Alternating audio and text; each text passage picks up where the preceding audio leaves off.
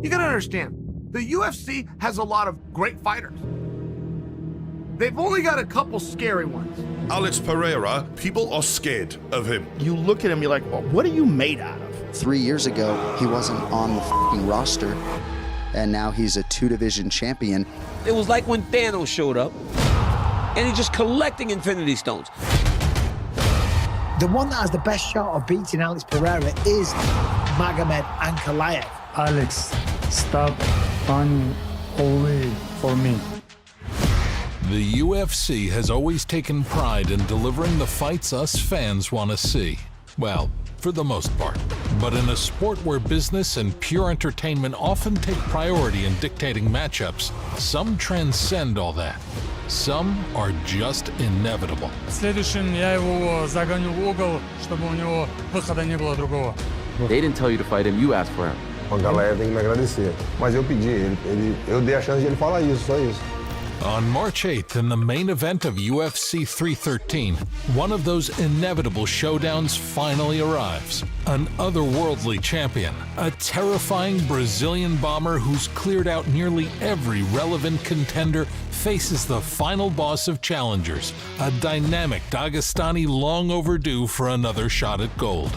One who brings a unique danger that makes this fight all the more intriguing. Dagestani wrestling is the hardest thing for a kickboxer like Pereira to deal with, and I've played with you. He's not a wrestler. But if he stands with them, I mean, why? Why would you stand with him? He's just bullshitting. Every fighter thinks they have a plan when they go in there. I'm going to take him down. We're going to see what happens in this fight. We're going to see if Ankalaev can take those shots. But first, the co-main event promises its own brand of violence. Pure, unfiltered carnage. A human highlight machine built for destruction meets another fearless striker back on his comeback crusade. I just think the UFC wants to see someone die. They want to see someone go down. They want to see blood. I mean, that's a dream just bleed matchup. I just hope both guys come out healthy because that's going to be a head-on collision. Once they touch leather to face, those game plans are out the way. You know, we know it's going to be crazy. A ton is at stake, and these modern-day gladiators atop perhaps the most stacked card of the year so far only have so long before they make that walk. And when the cage door locks behind them, there's only one certainty. Grenades will fly. Let's take an inside look into UFC 313.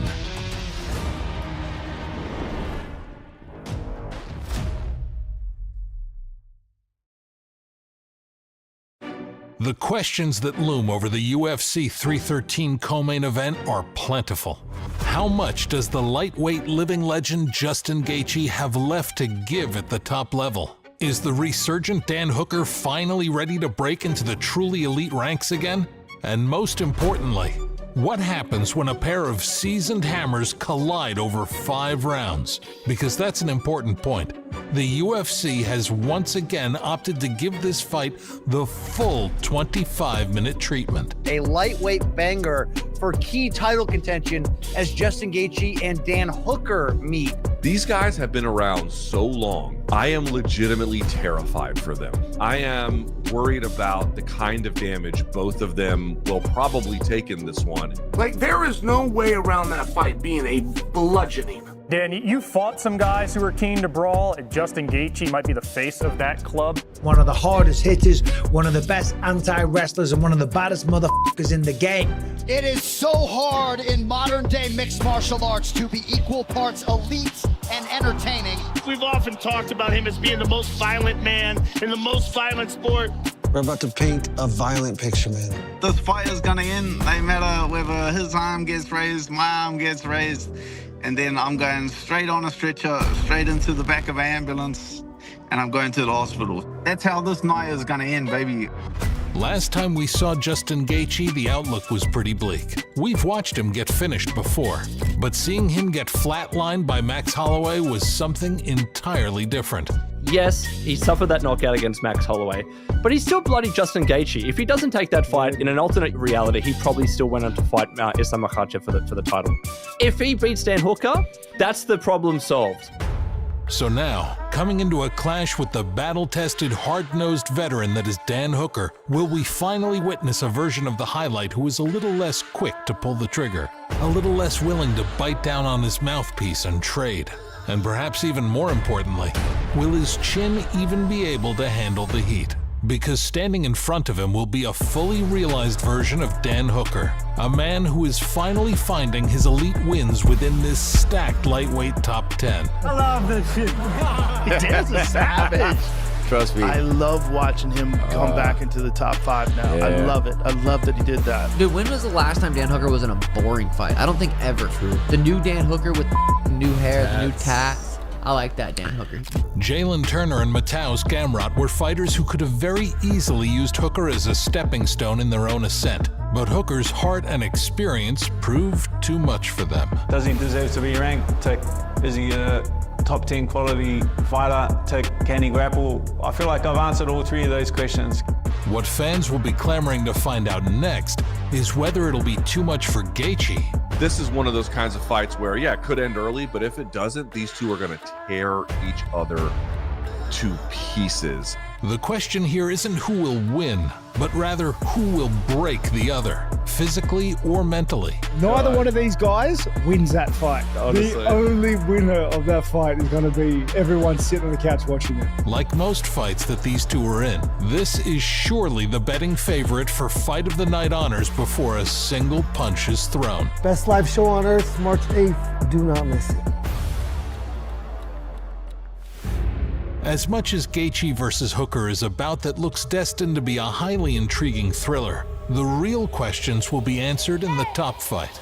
Alex Pereira has got a lot of favorable matchups, I guess you could say. This is absolutely not, and I will be annoyed if Magomed Ankalaev goes out there and at least doesn't try to grapple him a little bit, because if he just stands in front of him, another one who lost out on their chance because they get, I guess, like sucked up in the aura or style of Alex Pereira. Alex Pereira's rise almost feels unreal, like he's a character in a video game, steamrolling through the opposition and shattering milestones as if the difficulty was set to easy. Except this isn't a fantasy. This is a stone-faced warrior who is built for destruction and whose presence alone is suffocating. An aura so overwhelming it breaks opponents before the first strike even lands. Everybody knows he's working with some shamans. He believes in some spiritual help from them. To say he's not in your head when you're worried about magic he's going to use on you is bullshit. And when he stands across the octagon from you and he has this death stare in his eyes, you're just terrified to get touched by this guy, because it really is all it takes. One touch, you're out. He just knocks them dead. He's doing something you simply don't see every day from a superstar, putting himself directly into danger's path just to see how he performs. He fought a tough Khalil Roundtree Jr., but once again, he remains a champion. But for as much as 2024 was truly a special year for Poatan, one problem remained. Guys like Yuri Prochazka, Jamal Hill, and Khalil Roundtree are all dangerous and worthy opponents. Don't get me wrong. But their willingness to trade on the feet with one of the greatest kickboxers of his era was pretty much a guarantee as soon as the fights were booked. The light heavyweight division is partly to blame here, given how few genuine wrestlers seem to be breaking into the top 10 at the moment. But the shadow of one legitimate threat to the champion could not be ignored any longer. And now, finally, after what seemed like an eternity of denying him the shot, the UFC have given Magomed Ankalaev his second shot at UFC gold. Ankalaev has got to be breathing a sigh of relief, like, thank God I'm finally getting this title fight. The man has got insane big, he's strong, he's angry, he feels that he's been overlooked in this division, and that's going to make him extremely dangerous. In some ways, it's understandable.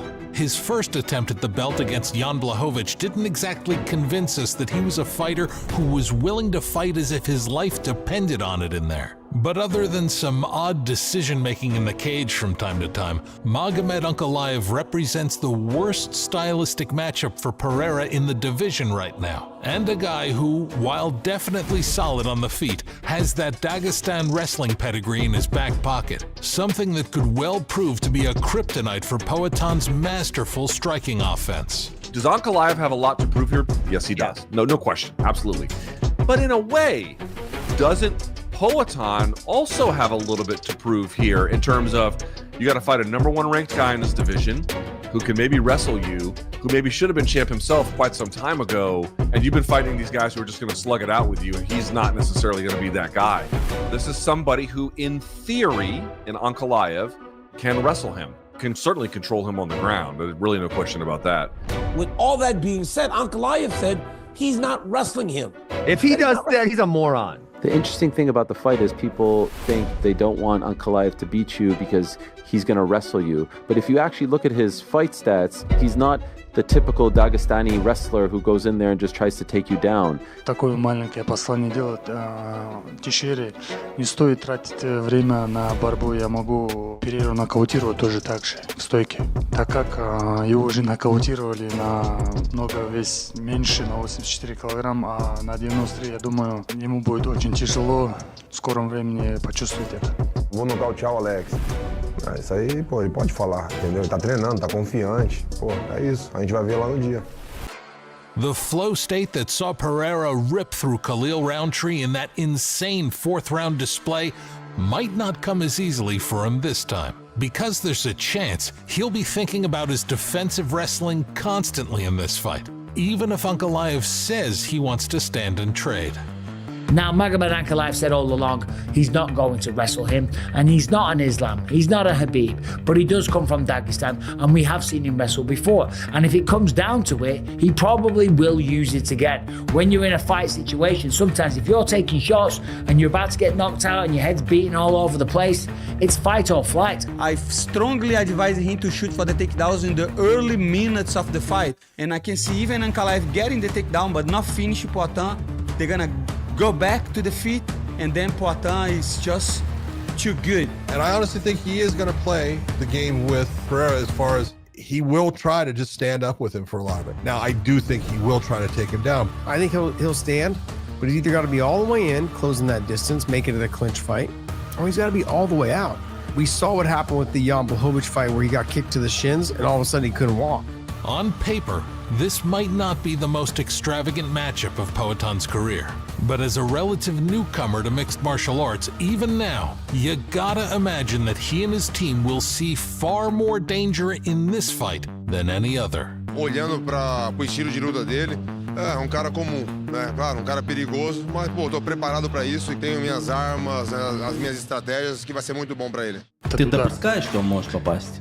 Даже близко. Я думаю, вот с его скоростью он не коснется меня вообще.